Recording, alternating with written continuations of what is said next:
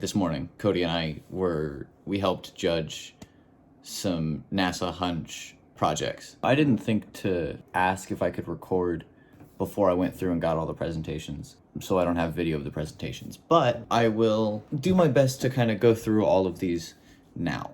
So yeah, by all means, take pictures of that and then them to. I don't think I've ever once really called them meatball. Okay, so this one, the project that they were given was they needed to build something to allow astronauts to pick up rocks about the size of a baseball on the moon while minimizing dust that also gets picked up.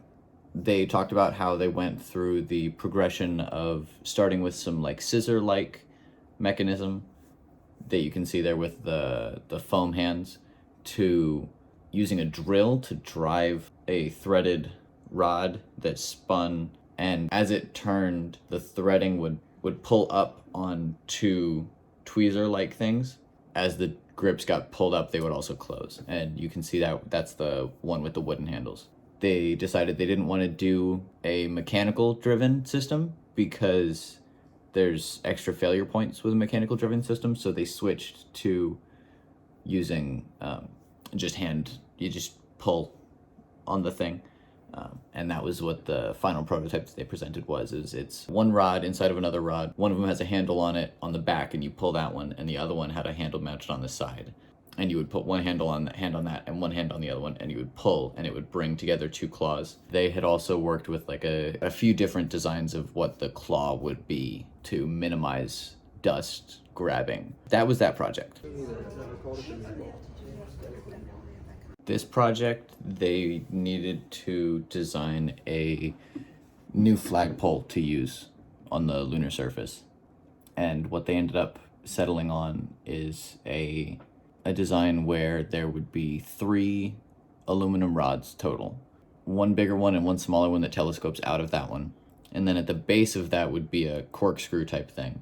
And you would screw it into the surface. At the top of that pair of poles, there would be an aluminum block that would sit onto that, and you would slide in another pole to support the top of the flag. They said that they had looked at some sort of a deployable base around the bottom, but eventually gave up on that.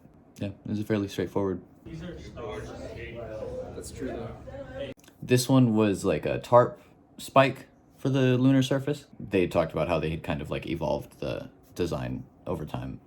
Their first design to their second design was a massive shift. They completely changed to a different form factor for the second design, and then immediately decided that was a mistake and switched back, and then just refined that design and found the best combination of how thin or thick the inside rod is and how wide the spiral is. And then that would be driven in with a drill.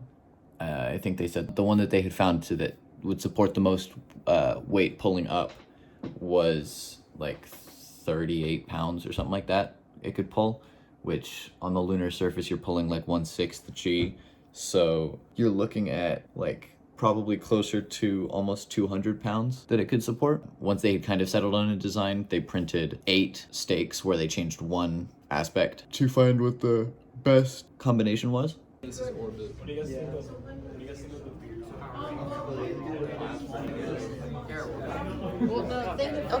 things were going good up until about a month ago. These two projects, I'll do them at the same time because it was the same prompt.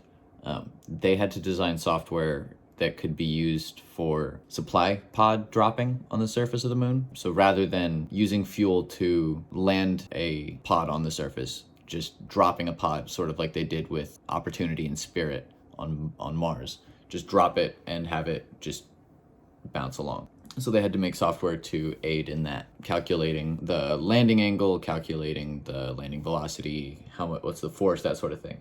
One of the two teams, unfortunately, had an issue where, because they weren't on the CTC network, they couldn't log into the CTC desktop PC.